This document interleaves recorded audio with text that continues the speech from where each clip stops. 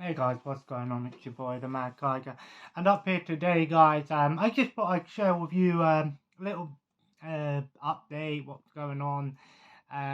Of course, tomorrow. I thought the PlayStation Plus update was coming out tomorrow, but it's not. It's Thursday. So I will be doing a few videos tomorrow and Thursday. Possibly, I don't know, because we're quite busy over tomorrow and Thursday. So got some things going on. So I'll try and see if I can get a video done. If not, there will be one over the weekend, and probably, more than likely anyway, a few videos. But I am looking forward to the new PlayStation Plus. A lot of people are saying that, well, it's not that massively different to how PlayStation Now was. Personally, I like the idea of having PlayStation Plus and PlayStation Now combined as one. Pretty much doing what Microsoft did with the Game Pass and Gold, putting it into one price. And it's only £13.49 a month. So you got to think PlayStation Plus for a month was what? £8, something like that, and PlayStation Now was like $7.99 or something like that. So it is a bit cheaper. And that's just if you want the highest extra one. Like I said, I'm not too bothered about the PS1, the PS2, and the PS3 games. It would be nice to have those options to play them on the PS4 for sure. But when I think about it, is it really necessary when I have, a console that I can play them on anyway? And I don't know how good they're going to run. Maybe I'll try them out and just see. And if they're not great, then I might just downgrade to the second tier. More interested in the PS4 game. But I had a little look at the list, and there are some games on there that aren't on PlayStation Now at the moment. Because I think what they did was they took some of the games from PlayStation Now, some of the games from the PlayStation Plus service. Because I know on the PS5 you had the PlayStation Plus subscription thing where you had access to a bunch of games. There are some AAA titles on there. Yes, they're a bit older and stuff, but you've got the Spider-Man games on there. Miles Morales I want to check out. Now bear in mind it's a PS4 I'm playing it on, but honestly, I am not bothered about playing it, getting the PS5 version of the game. If it's available on PS4 and I can play it, it's good enough for me. I'll be honest with you, I'm not one of these people that need to have the true 4K treatment. If the game plays well and looks good, it is good enough for me. And I ain't in no rush to buy a PS5. Like I said, if I won money and I was given a PS5 or I won a PS5 or something like that, then yeah, I probably would invest in one. But at the moment, still, expensive console, still more than what they are hard to find. They're a little bit easier to find now than say last year. But they are still, in my opinion, a bit overpriced. And to be honest, like I said, I've got a PS4 and the Xbox Series S there, and they're good enough for me for modern consoles. But like I said, I'm looking forward to trying out some of these PlayStation Plus games that will be on there. Ghost of Tsushima is probably going to be like the first one that I try out. But there's going to be a ton of games on there, and I think there's a bunch of other benefits as well. You don't just get the streaming PS3 and all of that. I think you get like discounts and stuff, demos and things like that. I'll be honest though, demos, I never really played demos. When I was younger, I loved demos because it was the only way that I could try out playing a new game. Without having to wait for my birthday or until I could rent a game or something. Now I'm like, I'll just wait till the game comes out. But Paramount Plus comes out tomorrow, so I will be doing a video talking about my first impressions of both of these streaming services, as I already mentioned in a previous video. I had a little look on Paramount Plus. Unfortunately, it's kind of annoying because I can't find a definitive list of what's on there, because I think a lot of people are saying that I think Canada, the Paramount Plus isn't great, but I think the UK will be getting a very similar one to the US, I'm hoping. And from what I've seen a few things that are on there. Beavis and Butthead, for me, I'm like, that's an instant buy because it's a show I've wanted to check out. The Jackass movies are on there, and the original Jackass series. I want to watch the new ones. I know Netflix did the 4.5 version, but and obviously there's going to be Top Gun Maverick as well, I think, which is going to be one that will a lot of people will be happy to have. I haven't watched the normal Top Gun, so I know, but I had a little look through there. The Nickelodeon is one that I'm excited for.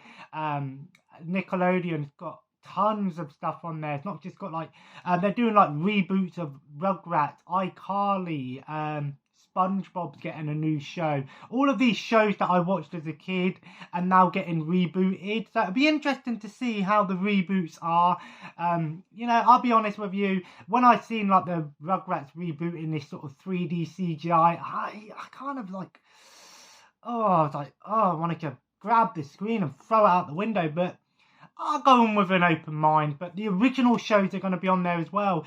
Rugrats, SpongeBob, Cat Dog, which I'm so excited for because I don't think Cat Dog's had a DVD released in the UK, not to my knowledge anyway. Maybe might have had some. Rocco's Modern Life, which ironically actually sold today. I took a few things in to sell because I wanted the money to actually pay for these subscription services.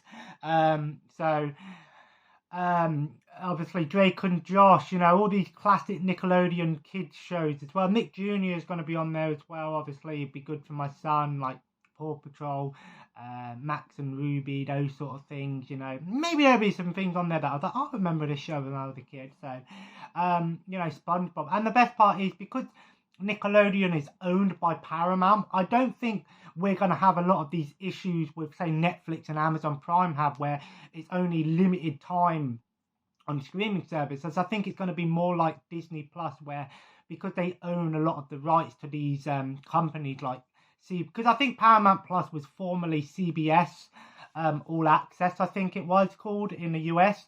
And even the CBS stuff as well. I had a look. He's going to have Cheers, which I'm like, oh, Cheers!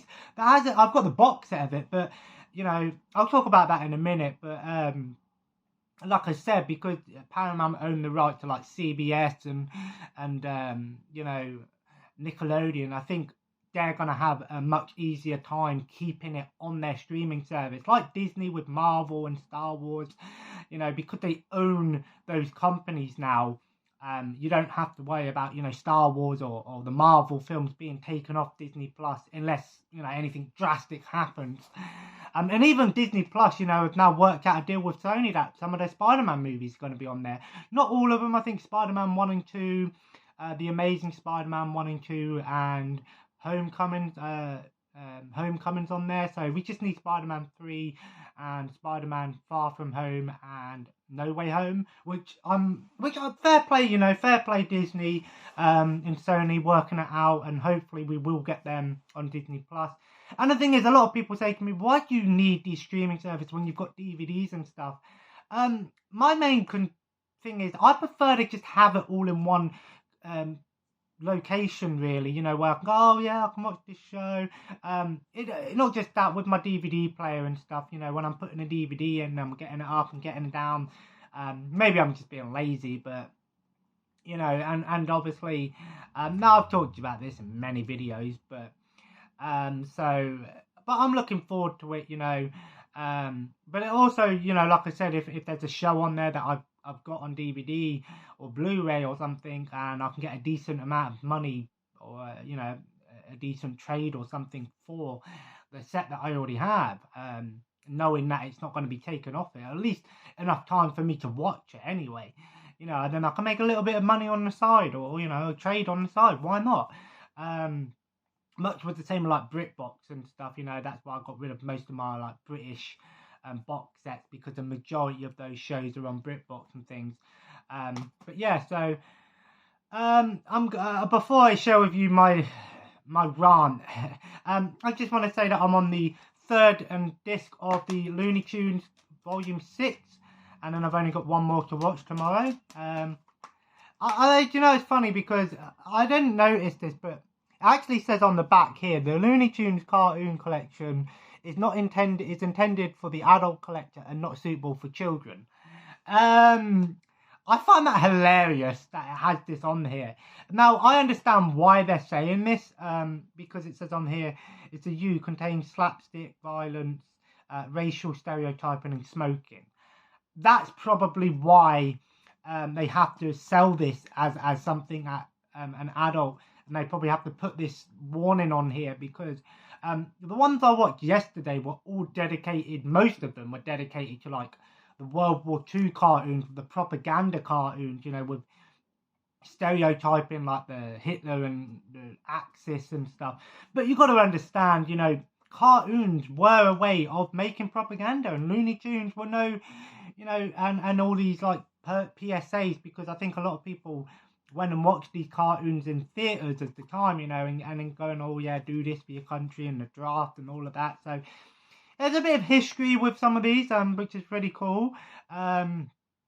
So 2 more nights of this, and then I've finally finished it. I'm going to keep this set. I know I say that, but I am going to keep this set because it's got so many special features on here. And there's a ton of extra stuff on the special features that include extra episodes, specials that aren't included on the actual hour, 40-minute, whatever long the discs are. And that's how long most of them are. Most of them are an hour and a half to an hour and 45 minutes. Which is perfect for me because that's about the same time as a film, because I normally watch a film and then watch my show. But this week I've changed to Netflix as my nighttime show, so I'm rewatching Friends, I know. But to be honest, I don't mind putting on shows that I've watched before because if I fall asleep, I find it easier to fall asleep when I'm watching these older shows than you know, that I've already watched and something new. But obviously that will change. But now on to my rant. So yesterday, I decided, you know what, I'm going to play The Sims on PS2. Now, obviously, as you know, The Sims on console was hugely different to the PC version. Like I said, it would have been impossible for them to make a PC port of The Sims just because it wouldn't have worked on console. And it weren't until The Sims 4 on PS4 that the console version was pretty much the same as the PC version with some slight differences, of course, controls and stuff. But The Sims on consoles always had like a story mode to them. I say story mode lightly because it's not really a story mode. It's basically you start up in a house and you have to do objectives and, you know, beat objectives, unlock stuff, move on to the next house and, you know, make and stuff like that, which I like. So I decided, you know, I'm going to play the original Sims. Now, if you're a real subscriber here, a couple years ago I actually was doing a playthrough of it on my channel. But anyway, now last night I gotta say this really pissed me off. So you get to the third house, Dudley's house, and wow, this is where the game really gets frustrating. And I'm going to play Sims Busting Out tonight. I'm in the mood to carry on with the Sims and play Busting Out. But so basically, you got to think, right? So a day in the Sims, a full day, lasts about, well, it's 24 hours in game, but it's roughly about under 5 minutes. So give or take 5 real-time minutes. That's if you're not fast-forwarding the time. Now, it's hilarious because sometimes it takes them nearly 30 seconds, you know, like nearly an hour for them to get up out of bed and then make a meal. It's insane. So first of all, the timing is ridiculous. Now, obviously, when you're in Dudley's house, he's a slob. He doesn't do fuck all. I think the only thing you can do with him is use the grill and go and just do his basic things like eating and drinking and stuff. You can upgrade his work once. He won't do no skill building, so you can't upgrade him to earn more money. He don't clean, and he doesn't even do like things like, he won't even answer the phone or the door, for God's sake, which is ridiculous.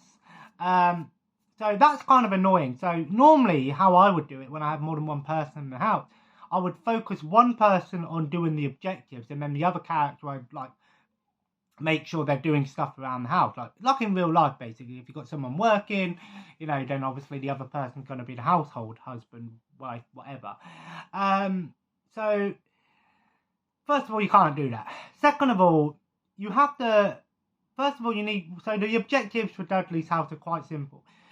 Get level 5 in your workplace. Now, depending on what you're working as, it can be easier said than done. So you've got to put time into your work to do that. Now, bear in mind, when you get promoted, sometimes if you get promoted, you actually have to go back to work within a couple of hours on the same day, which is really stupid. And bear in mind, there are no days in this game. It's not you work Monday to Friday and you get the weekend off. No, there are no days. It's just every day is the same thing. I think it wasn't until Sims 2 that they changed it into having days. I think. I could be wrong. So that's really annoying. So by the time my character was getting home, was going to work at 7 o'clock, coming home at 2 o'clock. Okay, not too much of an issue, bringing in the money, fine. But then obviously, I've then got to now make my character, so to move on to the other one, you need to upgrade your house, which seems simple enough, right? You know, just earn enough money, get enough money to upgrade your house. I did all of that.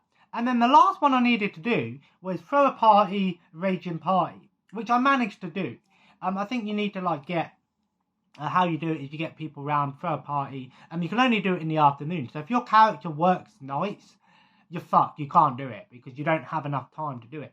And then you've got to become friends with someone at a party. And I think there's only one character that's easier to do it with. I think his name's Leon. Leon's the character, guy with the afro. He's the one that most people are saying to go for. But then you have to throw a raging party, which means you have to have a certain amount of food out, which is a nightmare because Dudley only uses the grill, so he won't even cook. You can order a pizza in as well, but you don't even answer the door. And then you've got to become friends with someone. And I managed to do it, like get to the part where I'm a high enough friend. But then he's like, oh no, you can't leave because the party's not good enough.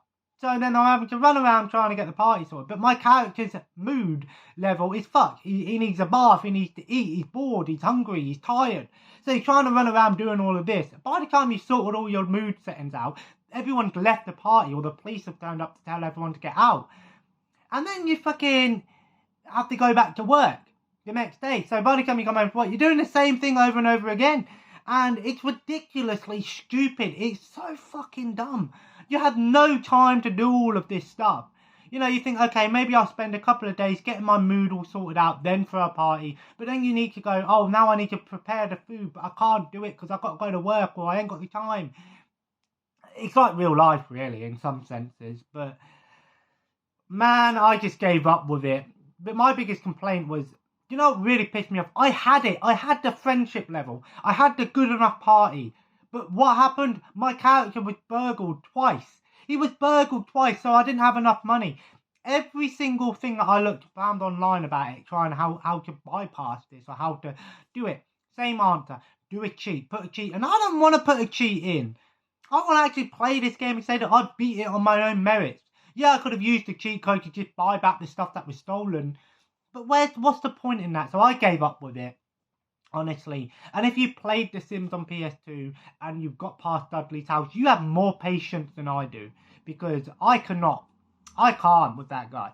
But anyway, I'm going to move on to The Sims Busting Out tonight. Because I think The Sims Busting Out fixed most of those issues. One of the biggest issues was if you if you do an objective, most games, once you've done an objective, that's it. You don't need to do it again. But if you do an objective and then say like you get burgled, for example, the objective comes back up. So you can't leave until you've done all the objectives.